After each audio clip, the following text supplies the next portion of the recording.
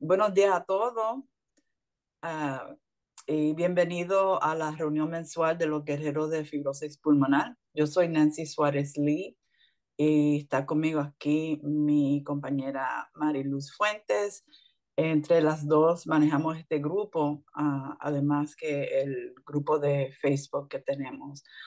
Eh, este mes, bueno, de mi historia un poquito, yo, Sí, para los que no me conozcan, yo hace casi 12 años me hicieron un trasplante de doble pulmón aquí en Dallas, Texas, y hasta la fecha todo bien, gracias a Dios. Em, mis papás son de Puerto Rico, yo nací en Nueva York, pero tengo muchos años viviendo aquí en Texas. Y ahora le presento a Mariluz y después ella nos presenta nuestra oradora. oradora invitada, Jessica. Ok, Mariluz, Sí, gracias. buenos días, me encanta tenerlos a todos por acá. Yo soy Marilu Fuentes y en conjunto con Nancy Suárez Lee, tenemos este grupo ya va a ser 3 años ya, ahora el próximo abril. La idea de este grupo es difundir información, empoderar a los pacientes para que sepan cómo enfrentarse a la enfermedad y saber dialogar con sus doctores y estar siempre pendiente de su propia salud. Yo también tuve fibrosis pulmonar idiopática y van a ser 2 años el 1 de agosto, recibí un trasplante doble de pulmón. Me siento muy bien, gracias a Dios, y la idea es, estoy aquí para ayudar a la gente que viene detrás de nosotros, porque esto es una historia, a mí también me ayudaron, y esto es lo que tenemos que hacer. Hoy en día tengo el placer y el honor de presentarles a Jessica, a la doctora Jessica Gibbon Fernández. Ella es mi amiga personal. Viví mucho tiempo en Alabama y ella es licenciada en terapia de pareja y familia en el estado de Alabama, aquí en Estados Unidos. Actualmente trabaja en el centro de consejería se llama The Samaritan Counseling Center en el estado de Alabama. Ella es oriunda de México. Es psicóloga de la Universidad de Monterrey. Obtuvo su magister en psicología en la clínica en la Universidad de Auburn, que también es en Alabama. Posteriormente recibió un doctorado en terapia de pareja y de familia de la Universidad de Ambridge, que también está en Alabama. Sus intereses incluyen terapia de pareja, relaciones saludables y terapia de familia. Ella nos va a ilustrar hoy acerca de cómo sobrellevar las relaciones familiares cuando se tiene una enfermedad progresiva e irreversible como la fibrosis pulmonar. Esto es un diagnóstico muy duro cuando uno lo recibe y es importante que sabemos de que nos llenemos de valor para poder sortear esta nueva diagnóstico que se nos presentó en nuestra vida. Y sin más, les presento a Jessica. Jessica. Gracias, Mariluz. Gracias, Nancy. Bueno, buenos días a todos. Y muchas gracias. Qué honor el que me han invitado a presentar con ustedes, guerreros de la fibrosis pulmonar. Yo me siento muy humilde a que Mariluz me invite porque la admiro mucho y se me hace algo increíble todo lo que ha vivido ella. Entonces, la utilizo mucho como inspiración y espero poder dejar un poco el día de hoy para todos ustedes. Voy a compartir mi presentación. Como menciona Mariluz, yo soy originalmente de México y llevo más o menos como 20 años aquí en Estados Unidos trabajando tengo como 15 años trabajando en el mismo lugar, viendo clientes, familias, pacientes, individuos, y es una pasión para mí el poder dar estas terapias. Yo creo que poca gente puede decir que trabaja en lo que la apasiona y esto es algo que a mí me apasiona. Estoy casada, tengo 2 niñas, una de 7 y 10 años y enamoradas de ellas, de él. Vivo una relación saludable con mi marido, con mis hijas, pero lejos de toda mi familia. Me imagino que muchos de ustedes que viven fuera de sus países o están en sus países y viven esa esa lejanía, que es algo que voy a comentar el día de hoy, como también llevar esas relaciones. El día de hoy, déjenme, empiezo aquí. Estos son los temas que quisiera abordar el día de hoy. Empezamos con entender un poquito el efecto de escuchar este diagnóstico en el individuo, el efecto emocional, mental y en cuanto a las relaciones. Más que nada me voy a enfocar en el duelo que pasamos, en el duelo al escuchar el diagnóstico y al dar el diagnóstico a las demás personas. Dentro de este duelo señalaré cómo son afectados, cómo uno se va sintiendo, cómo va cambiando ese sentimiento, así como cómo va cambiando estas relaciones, cómo las podemos dañar, pero también qué podemos hacer para protegerlas. Y al final quisiera tocar un poco en qué son estas conexiones importantes en nuestra vida y el legado que vamos a dejar, el legado que estamos formando, independientemente realmente de un diagnóstico médico o no. Yo creo que al final mi plática es importante considerarla hasta para vivir una vida con más plenitud, teniendo o no una fibrosis pulmonar o cualquier otra condición médica. Ahora, obviamente yo no soy un experto médico en el tema, entonces no me voy a meter mucho a lo que significa eso. Yo sé que tienen muchas de estas pláticas y platican con sus médicos sobre la fibrosis pulmonar, pero sí estuve leyendo y me eduqué un poco de qué se trata esto y para poder tener la conversación el día de hoy. Encontré dos cosas. Este es un diagnóstico, como menciona el título, progresivo e irreversible. Y lo común lo único común que encontré es que es esto, lo irreversible. En los diferentes casos, la fibrosis pulmonar es irreversible. Pero en cuanto a lo progresivo, sí existen diferencias. Y yo creo que yo me agarraría de aquí. Hay individuos que progresan rápido, otros lento. Hay fibrosis en quienes no avanza. Avanza tan lento que creo que leí un caso de una persona que lo tenía hasta 10 años. Hay quienes el progreso de esta condición depende de la edad, de la respuesta a tratamiento que vamos a tener. Cada individuo es diferente. Ay, disculpa. Me salté una.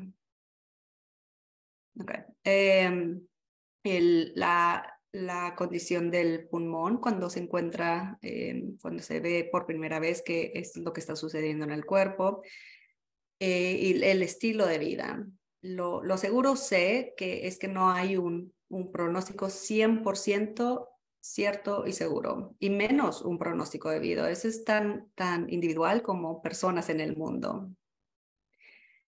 Entonces, lo individual, sabemos que el efecto del diagnóstico va a depender de cada individuo, pero me gustaría que se tomaran un tiempo para cuestionarse su vida, verse en un lente de un antes y un después, porque lo vamos a utilizar también más al rato en esta plática. El después del diagnóstico, el después en la vida.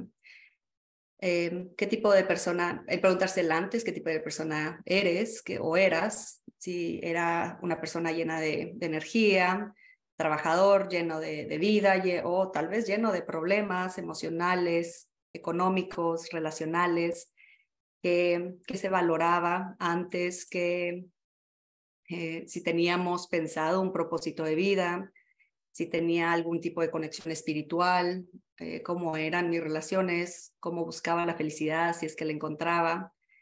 Y todo esto nos lo vamos a preguntar también en un después de un diagnóstico, que cómo me ha cambiado hasta ahorita, si valoro las cosas diferentes, si cómo me veo a mí mismo, cómo veo a las personas que me rodean, cómo ha cambiado hasta ahora mi vida. Si he llevado mi vida diferente, digo, por naturaleza se va a llevar diferente, pero al final, si algo nos llevamos de esta conferencia el día de hoy es cómo voy a llevar esta vida diferente. Pero bueno, El tener una condición médica no cambia la esencia de uno, sí puede cambiar el enfoque. De hecho, quisiera compartirles, a mí se me hizo muy interesante hace muchos años y lo utilizo en mis terapias como ejemplo. Leí un estudio que seguían a personas adultas durante un periodo de tiempo y personas que tenían eventos nodales que pasaban en su vida. Nodales son life changing, que cambian la vida de la persona. Pero de los dos extremos, extremo como ganarse la lotería, así como tener un accidente terrible y perder las dos piernas, los brazos, o diagnósticos médicos muy fuertes. Y le daban seguimiento a estas personas. La única variable que sí cambiaba era aquellas personas que en el momento de tener este cambio de vida, este evento nodal, si perseguía alguna conexión espiritual o tenía algún apoyo psicológico. Pero quitando esas dos variables, las personas que no buscaron espiritual o psicológico y siguieron su vida, a pesar de ganarse la lotería o perder sus dos piernas, estar en silla de ruedas, terminaban siendo igual, terminaban al final de cuentas sintiendo, si tenían conexiones con personas cercanas a ellos, tenían esas conexiones cercanas a ellos. Y digo, las personas que sí consiguieron tener un contacto espiritual o psicológico, hasta si no tenían conexiones cercanas, llegaban a tenerlas. Entonces tenían una mejoría de funcionamiento y de estado emocional, si tenían este apoyo, pero las que no regresaban a sentir ese propósito o esa conexión, ese sentido de sí mismos, a pesar de eventos nodales tan grandes. Las personas que se han ganado la lotería a lo mejor hasta la perdían. Personas que eran deprimidas antes de la lotería eran deprimidas después de la lotería. Personas que habían tenido una pérdida de algún miembro de su cuerpo, si eran felices y energéticas, llegaban a ser felices y energéticas. Entonces, yo sé que ahorita es imposible a lo mejor pensar en cómo va a ser mi vida después de este diagnóstico, pero lo voy a clarificar un poco conforme vaya avanzando. Entonces, agrego, y importante, cuando existió esta intervención psicológica o espiritual, existió una mejoría en el funcionamiento y el estado emocional del individuo. Entonces, para que lo tomen en cuenta. Entonces, yo con esto puedo ver una tragedia o un evento nodal en la vida de mis pacientes o mía como una oportunidad del después. Entonces, empecemos con la noticia, con lo que es el escuchar, tienes una fibrosis pulmonar. Veamos primero la realidad de un diagnóstico. Es normal escuchar a las personas y tener emociones como shock, miedo, confusión, enojo, tristeza, negación. Existe una lista de emociones y vamos a cambiar una partecita el día de hoy. Todo esto que uno menciona como estas emociones negativas, vamos a quitar el negativo. El solo mencionarlas como negativas ya crea una pesadez. Entonces empezar a quitar lo negativo como algo normal, es muy normal tener todas estas emociones. Y cuando lo vemos normales, lo sentimos y lo experimentamos diferente. Hay que aceptar lo difícil que es tener este diagnóstico. Es común y normal pasar por todas estas emociones. Entonces aquí quisiera compartir, la verdad es que no le pregunté a Mariluz, pero me va a dar la libertad de compartir un poquito mi trayecto porque voy a ejemplificar cómo vamos a ir pasando por estas diferentes etapas. Yo sé que no todos somos individuos y no se compara un diagnóstico con otro, pero puedo ponerme un poquito en sus zapatos. A mí en el 2022 me diagnosticaron con cáncer de mama y me vinieron muchos sentimientos normales, en ese momento los vi como negativos, intensos, y muchos pensamientos que lo alimentaban. Más que nada, como mencioné, soy madre de dos pequeñas y no solo el miedo de lo que ellas iban a vivir ahora o si iban a vivir sin una madre, se me hacen muy chiquitas para no tener a su madre, pero me daba más miedo pensar en lo que ellas iban a vivir, no solo sin mí, sino ellas en un futuro. El cáncer que me diagnosticaron es un defecto genético, del ATM se llama, y entonces es 50-50 que mis niñas puedan en algún momento desarrollar este cáncer. Entonces, puedo compartir lo difícil que es escuchar este diagnóstico, sobre todo este componente genético, y no saber realmente, no saber qué iba a pasar con mi vida. Pero veremos esta experiencia con el foco de las teorías de las etapas del duelo. Kubler-Ross, esto fue en 1969, pero él escribió, es un psiquiatra suizo-americano que escribió On Death and Dying, y él dijo, estas son las 5 etapas comunes en las que los individuos pasan cuando pasan un duelo, y un duelo puede ser una pérdida de algún ser querido, puede ser una pérdida de trabajo, puede ser una pérdida de la libertad, puede ser una pérdida, cómo va a cambiar mi vida. Y alguien que está afligido puede atravesar estas etapas de la negación, el enojo, negociación, depresión, aceptación, en orden, o puede volver a una etapa más de una vez. No me gusta el concepto de la idea lineal, pero la realidad es que somos, como digo, tan individuos que cada quien lo pasa diferente en diferentes tiempos. Yo utilizo muy seguido una adaptación de Kubler-Ross. Esto es adaptado de un artículo, el artículo es en inglés, se tradujo al español de Wright, y él escribió las 7 etapas del duelo, y este integra otros principios psicológicos con una meta que a mí me gusta y me ayuda, positiva. Estos 7 son el golpe y la negación, el dolor y la culpa, el enojo y la negociación, depresión, soledad y reflexión, cambios positivos, reconstrucción y procesar, y aceptación y esperanza. Voy a ver uno por uno y platicar un poquito cómo afecta no solo al individuo, pero este tema importante del día de hoy, a las relaciones interpersonales.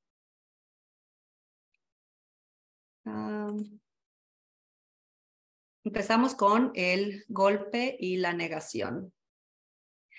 La mayoría de la gente reacciona con una incredulidad, se le llama el golpe o el shock. Es importante entender que esta etapa es una etapa realmente de protección, ya sea que lo veamos en nosotros mismos o en las otras personas. Este shock o este golpe provee una protección emocional, porque al escuchar una noticia tan fuerte, así no se lleva de repente, se nos da un permiso de llevarlo poco a poco, ir en la negación existe un poquito de aceptación a la vez. Quiero señalar que igual el familiar o el compañero, el vecino, la pareja, vive este shock, y luego existe la negación y luego vuelve al shock. Si no se da un espacio en esta etapa para que cada individuo absorba de forma personal, se da un espacio especial al paciente, así como a los que lo rodean, a los cuidadores y a los familiares, se puede generar un resentimiento inicial, a lo mejor una sensación de no me están escuchando, no soy entendido, no me creen, no. Entonces se agrega una carga emocional innecesaria. Todas las etapas son diferentes para cada uno y son individuales. Pasar por una etapa de shock y negación es también entender que la otra persona va a estar en shock y en negación en su tiempo. Yo me acuerdo hasta pasar por esa etapa, y yo estaba de cierta forma tranquila, porque en mi mente mi negación era se equivocaron, mi biopsia no fue la mía, agarraron la biopsia de otra mujer que estaba en el cuarto enseguida. Era toda una negación, y me acuerdo escuchar a mi esposo decir constantemente, hombre, no te preocupes, no es cáncer, no, esa no eres tú, no. En su negación, él seguía con, no es nada, no te preocupes, no era nada. claro, esto fue cambiando al empezar a absorber esto sí es. Fue cambiando el no es nada, sí es algo, y cómo esto nos afectó emocionalmente. Entonces pasamos después por esta otra etapa de dolor y culpa. Cuando el golpe o el shock se va desvaneciendo, se empieza a reemplazar por un dolor intenso. Aunque uno piensa que no puede sobrepasar estos dolores, la verdad es que sí, sí los pasamos. Y es muy importante sentir el dolor por completo. Cuando es común, ahora es importante sentirlo, pero es muy común tratar de escaparlo y evadirlo. Hay personas que se refugian en el alcohol, en las drogas. Hay familiares que se refugian en alcohol y drogas y hacen, es para escapar este dolor intenso una vez que se integra el diagnóstico. La vida en ese momento puede parecer caótica y se siente mucho miedo durante esta etapa. Parte de no evadirlo. Bueno, y mencioné las drogas y el alcohol, pero hay gente que evade hasta utilizando cosas que se ven naturales o normales. No sé, ir a trabajar largas horas o irse al gimnasio y pasar horas haciendo algo. Evadir es escapar, el tener estas conversaciones de qué miedo, qué está pasando, cómo platicar. Estas relaciones se mantienen platicando con los que te rodean. Muchas veces se pasa por esas etapas al mismo tiempo, entonces platicar, el decir qué miedo, qué horror que estamos pasando por esto, ya empiezas a dar la oportunidad de esta conexión que en el futuro lo vamos a querer. Entonces, platicar, hablar, en dónde estoy emocionalmente, en dónde estoy emocionalmente, aún y cuando es algo que quiero escapar y no hablar de ello, pero esto abre las oportunidades. Yo me acuerdo de haber nunca sentido tanto dolor como cuando me entró el dolor intenso del integrar la noticia. Y digo, a pesar de haber pasado cosas dolorosas en un pasado, nunca como algo que pasé el año pasado, que me puedo imaginar que muchos de ustedes pueden identificar haber pasado también o están pasando. Yo no sé en dónde se encuentran ahorita emocionalmente. Después viene el enojo y la negación, la frustración de todo lo que se está pasando. Puede llegar el enojo. Este es el momento en que uno deja salir estas emociones que ha estado conteniendo dentro de sí mismo, si es que no hay dado lugar a hablarlas, o hasta hay quienes lo hablamos, pero aún siguen saliendo las emociones. Y es cuando uno empieza a culpar a otros y quiere desquitarse con los demás. Creo que en esta etapa es cuando más pueden dañarse las relaciones interpersonales. Existen muchos daños cuando en la etapa del enojo, si no lo entendemos y no reparamos. Una de las cosas que le digo a mis pacientes y lo que he aprendido en la vida en general es que parte de las relaciones humanas son difíciles, pero una de las bendiciones de las relaciones humanas es que siempre hay oportunidad. No es que siempre se logre, pero hay una oportunidad de reparar. Entonces, si nos sale el enojo en esta etapa, regresar y reparar es muy, muy importante. Parte del enojo resulta el no saber cuando tenemos un diagnóstico qué va a pasar, si me están entendiendo, si me están escuchando, los doctores sobre todo. Nos sentimos que nadie nos entiende. Entonces estamos en el enojo, no sentirse entendido, no saber qué es lo que va a pasar y no platicar de estas partes crea un conflicto en muchas relaciones familiares. Muchos empiezan a preguntarse, la parte de la negociación es preguntarse por qué yo. Negociar con un ser superior es muy común y esto es para salir de la desesperación, el negociar. Si hago esto, entonces si rezo, si hago tanta penitencia, entonces voy a tener un resultado diferente. Queremos queremos otra opción, queremos una explicación, queremos cambiar el diagnóstico. Yo no sé cómo cada quien pasó por esta etapa. Yo quería, parte de mi enojo era por qué yo y por qué no estas otras personas, que después sentí mucha culpa en pensar así. Yo creía que había cuidado mi cuerpo.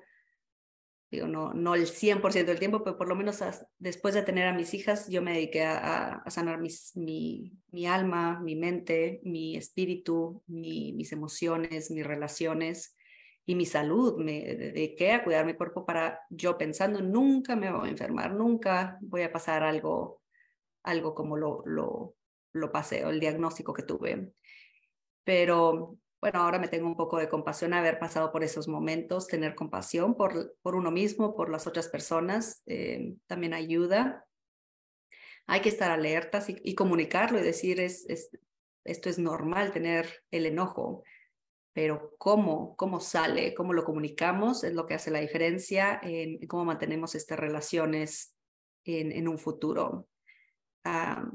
Al final, eso sí, 100% se los puedo decir, al final, 100% seguro, vamos a querer estar con alguien, no vamos a querer estar solos, vamos a tener que tener buenas relaciones con nuestros cuidadores. Entonces hay que proteger y no dañar a la gente que nos rodea.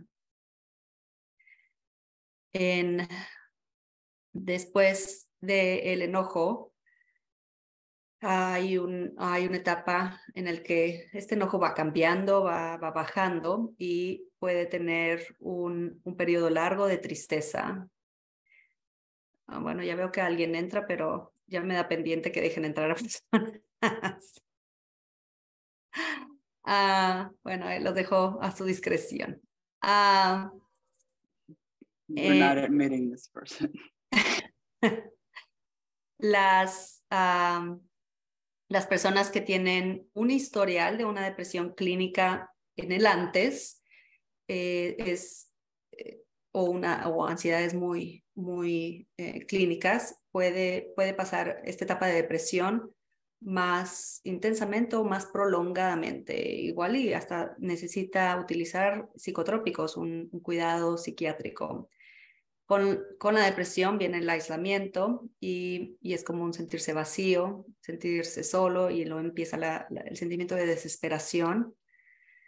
Pero también con esta soledad y este aislamiento se da una oportunidad de reflexión. Periodos de reflexión son muy comunes. Hay que entender que nosotros vamos a pasar por esto y es normal que yo me aísle por un momento y lo salga así de igual forma. Mis familiares, mi esposo, mi madre, mis hermanos van a pasar por esta etapa. Respetar el tiempo de soledad sin prejuicio de uno mismo, así como el de las otras personas, mantiene la relación intacta. Y algo que menciono es por un momento. Entonces, el decir, ¿sabes qué? Por un momento voy a estar solo, por un momento te dejo solo, y respetar por un momento, porque periodos extensos o periodos prolongados de soledad obviamente incrementan o intensifican estas emociones de soledad y de depresión. Hay que estar alertas de que tanto estoy afuera de que tanto estoy solo. El extremo en cualquier cosa, en cualquier situación es mala, y no la recomiendo. Entonces, regresar a la vida, aunque sea por momentitos, en regresar y decir, esto es de lo que soy responsable, esta es mi conexión con esa persona, esto es lo que tengo que hacer en este momento. Regresar por periodos y no intensamente en soledad ayuda a que esta etapa de depresión y soledad sea un poco más corta y menos intensa, y ayuda obviamente a las relaciones. Después vienen la etapa de cambios positivos. La vida se empieza a sentir un poquito más calmada y organizada, ya que tuvimos todo ese tiempo para reflexionar. Podemos pasar a esta etapa. Yo creo que los individuos empiezan a entrar a esta etapa cuando se tiene ya un plan de tratamiento, cuando ya sé qué medicamento voy a tomar, ya sé quién me va a ayudar, ya sé quién está conmigo. Los síntomas son conocidos y tienden a veces a disminuir. Emocionalmente la depresión empieza a cambiar y empieza muchas veces hasta a desaparecer. Y no quiere decir que no hay momentos de tristeza o enojo, sí los hay, pero ya no son tan intensos. Ya, como ya no estoy en mi dolor, en mi pesar y estoy regresando, como decía, regresar a la vida, empiezo a pensar, ahí está mi vida, ahí está lo que para mí es importante. Y mi dolor y mi pesar ya no es mi visión túnel, ya veo mi vida, ya te veo a ti, mis relaciones, estas conexiones con las que al final voy a querer tener. Entonces, en esta etapa es cuando existe la posibilidad de vivir un poquito afuera del diagnóstico y se ve un poquito más la oportunidad a la que quiero llegar. En la etapa de reconstrucción y procesar hay un sentimiento de calma en la que el cerebro, ya cuando el cerebro no está saturado de emociones, realmente son químicos intensos de enojo, depresión, ansiedades, empieza a funcionar un poquito mejor y empieza a buscar soluciones realistas a los problemas que se están presentando dentro del diagnóstico o dentro del plan de vida que se va a tener. Entonces aquí las relaciones familiares o de pareja hay una oportunidad de reconexión si es que no se ha dado, porque puedo decir que egoístamente nos metemos tanto en nuestro dolor que sí descuidamos, pero aquí el voltear afuera, cuando ya decimos ahí estás tú, y ya hay un plan médico que reduce, obviamente. Lo desconocido no ayuda en muchas de estas etapas. Cuando ya existe un plan y ya hay algo que reduce la ansiedad de lo desconocido, entonces se puede tomar provecho de esta etapa y se da la oportunidad de reconectarse en las relaciones si es que había unas desconectadas o al estar dando noticia de mi diagnóstico. A lo mejor hasta me quito gente tóxica si ya no la quiero en mi vida, ya no soy tan tolerante. Empiezo a limpiar y empiezo a reconstruir mi vida, lo que va a ser de mi vida.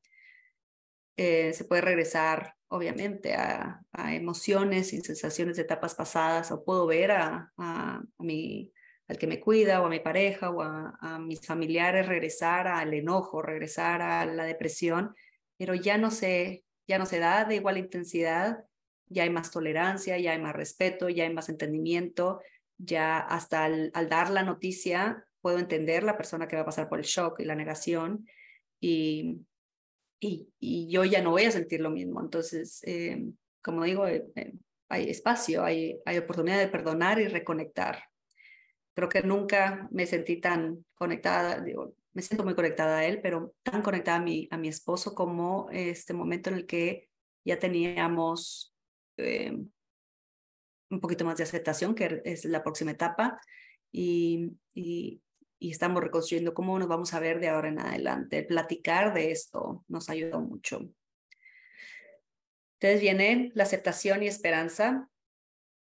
En esta etapa uno aprende bueno, y sigue aprendiendo, yo sigo aprendiendo a aceptar y manejar la realidad de tener un diagnóstico crónico, progresivo. Y sí es posible. A lo mejor muchos no están ahí o ya están ahí. Es posible llegar a una etapa de aceptación y esperanza, aún y con una condición como la fibrosis pulmonar. Ahora he tenido muchos pacientes que me discuten esta palabra de aceptación, porque muchos dicen, bueno, es como darse por vencido. Y no es darse por vencido, pero tampoco significa felicidad. La realidad es que uno nunca vuelve a ser el mismo de antes, el despreocupado por la vida o por enfermedades o la muerte. La realidad es que todo eso existe. Ahora ya no estamos despreocupados, y no es que vivamos preocupados, pero vivimos alertas. ahora, no, antes nunca hubiera dicho esto, pero ahora puedo decir con más certeza que esta es una de las partes que agradezco del diagnóstico del cáncer. Por más que pueda tener momentos que diga, mi vida era mejor antes, esa vida despreocupada, pero la verdad es que no quisiera volver a ser despreocupada, no quisiera, uno pensaría que es más fácil, pero no mejor. Yo creo que aprender a que la vida es frágil me ha dado otro sabor de ella. Amo, creo que más intensamente, disfruto más a los abrazos, las caricias, planeo mi vida muy diferente. Creo que este año he viajado más que en mis 40 años. Esto es lo que he utilizado para definir lo que a mí me va a hacer feliz y disfrutar y, como digo, quitarme la gente que no me ayuda, hacer cosas que me apasionan, como a lo mejor esta pequeña charla, ayudar a otras personas. Esto es lo que recomiendo, empezar en esta etapa, cuando lleguen o si ya están ahí, empezar a hacer planes de vida de corto y largo plazo, porque la verdad es que nada es 100% seguro. De hecho, acabo de ver, tengo un paciente que tenía viéndolo, no sé, 4 años, 5 años, con su esposa con cáncer.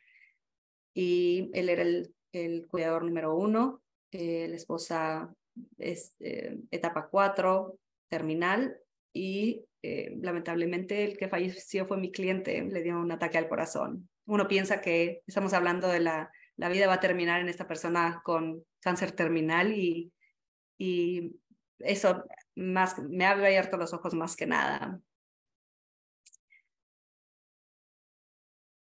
De día a día, y voy a tratar de explicar esto ligeramente, no me voy a meter mucho en la teoría, pero esto yo lo utilizo mucho en mis terapias y ayuda al individuo a identificar que este funcionamiento día a día. Entonces, esta es una diana, Bullseye, es utilizada en las terapias para llamadas ACT, que es Acceptance and Commitment Therapy, que es la terapia de aceptación y compromiso. Y es una forma de psicoterapia experiencial, conductual y cognitiva. Entonces, es como ir cambiando mis experiencias, mis emociones, mis pensamientos, pero más que nada mi comportamiento. Y como digo, no me voy a meter mucho en la terapia, pero este es el individuo completo y lo dividieron en 4 cuadrantes. El superior izquierdo es el trabajo y la educación, es cómo se desarrolla el individuo, aprender y crecer, explorar es parte natural de la naturaleza humana. Entonces, ¿cómo hago esto? ¿Cómo soy miembro de una comunidad en la que trabajo y aporto algo? Me hace sentirme más importante o mejor. El yo lo solidifico teniendo esta área bien desarrollada. En el derecho está lo que es el ocio, cómo hago los pasatiempos, qué hago de pasatiempos, qué hago para cuidar mi espacio de tranquilidad, de relajarme, cómo descansamos. Ahora yo me he enfocado un poquito más a los 2 de abajo, que el inferior izquierdo es sobre la salud y el crecimiento personal. Ahora, aquí la salud es obviamente emocional, física, mental. Física, bueno, podríamos hablar horas de cómo cuidar nuestro cuerpo, pero yo he estado más en lo emocional. Y del lado derecho están estas relaciones humanas, interpersonales, las conexiones importantes. Entonces, el individuo en la terapia marca qué tan cercana a la diana, qué tan cercana al centro estoy actuando, es cómo estoy comportándome cercanamente a la persona que quiero ser y no en cuanto a mi tiempo y espacio. Entonces yo tengo cierto número de horas en las cuales yo trabajo y en las cuales soy madre, en las cuales soy esposa. Dentro de estas horas estoy siendo la terapeuta que quiero ser, me pongo a cancelar clientes, o estoy siendo la esposa que quiero ser, o quiero ser buena esposa, pero luego ignoro a mi esposo. Entonces estoy muy lejos de la diana. O no lo beso diariamente, no lo acaricio, no lo abrazo, o quiero ser buena madre, pero me la paso en el teléfono. Entonces, ese evaluar día a día cómo estoy funcionando cercana o lejanamente de la diana. Los invito a observar cómo se comportan o qué hacen en sus relaciones, específicamente lo que hemos platicado el día de hoy, cómo cuido mis relaciones, si es que llamo, si es que escribo, soy atento, tengo estos prejuicios hacia a lo mejor la etapa en la que está pasando la otra persona. Cuando uno tiene un diagnóstico médico tiende a esperar que las otras personas sean los que nos busquen, y es que ellos son los que tienen que hablarme y ellos tienen que checar cómo estoy yo. Y pues no, la realidad es que a nosotros nos interesa mucho tener estas relaciones, entonces es qué tiempo le dedico a esto que me importa tanto.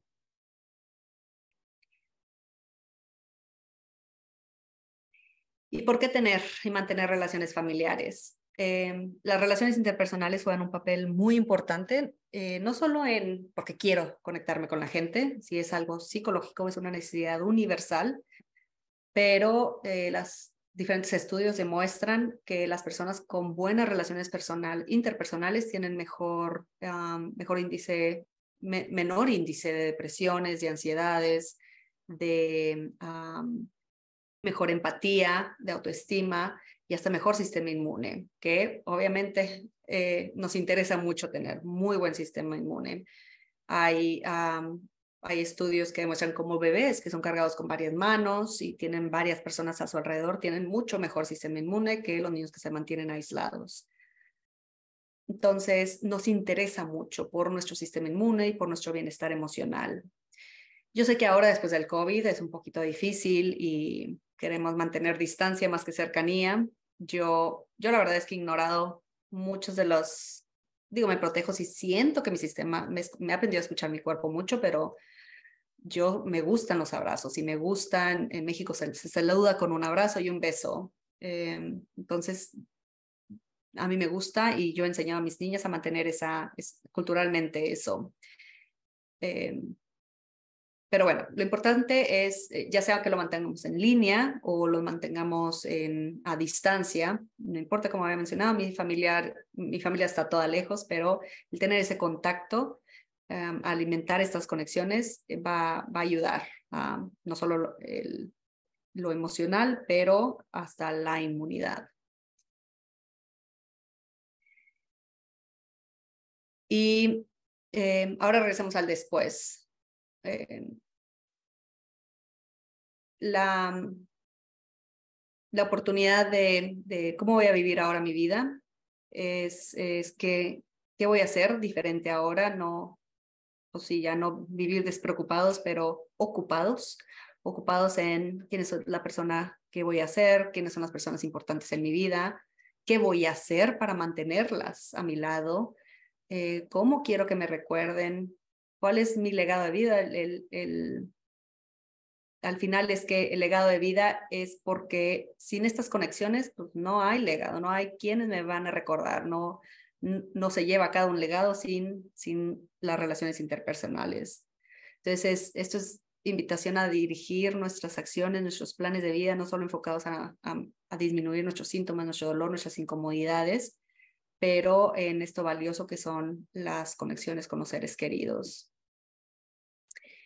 Entonces, ir moviendo esa diana hacia el centro de cada día, hice algo más por esta relación, que tanto trato con respeto y amor, cómo comunico ese amor, que tanto llamo y me conecto con las personas que me interesan. Entonces, los invito a tomar esta oportunidad para cambiar el enfoque que hemos tenido hasta ahora. Yo sé que para muchos va a ser difícil imaginar estar en esta etapa del duelo, pero porque el escuchar el diagnóstico de una fibrosis pulmonar es difícil imaginarse, pero si nos enfocamos en lo que verdaderamente importa en la vida, puede cambiar el sentimiento hasta de tener un diagnóstico así. El pronóstico de vida depende de ti, ya no solo en lo médico, sino en todo lo que significa el realmente el estar vivo. Puse aquí esto me ayudó a mí y lo comparto, es una cita de Ana Frank. No me voy a meter mucho en su historia, pero la historia es todo lo que batalló y aún encontraba momentos para salirse de lo negativo. Don't think about the misery, but about the beauty that still remains. No pienses en la miseria, sino en la belleza que permanece. A mí, como digo, es una reflexión que me ayudó mucho y que me ayuda día a día. Entonces, por ahora espero que encuentren o se den la oportunidad para vivir esta vida con un propósito diferente, aún y después de este diagnóstico, y pues a todos los guerreros de la fibrosis pulmonar, muchas gracias, mucha suerte. Y con esto concluyo mi presentación. Gracias, Jessica. Ok, gracias. Muy buena presentación, Jessica. ¿Tenemos alguna pregunta? Mi más sinceras gracias por haber estado aquí con nosotros, Jessica. No, gracias por invitarme. Muchas gracias por todo.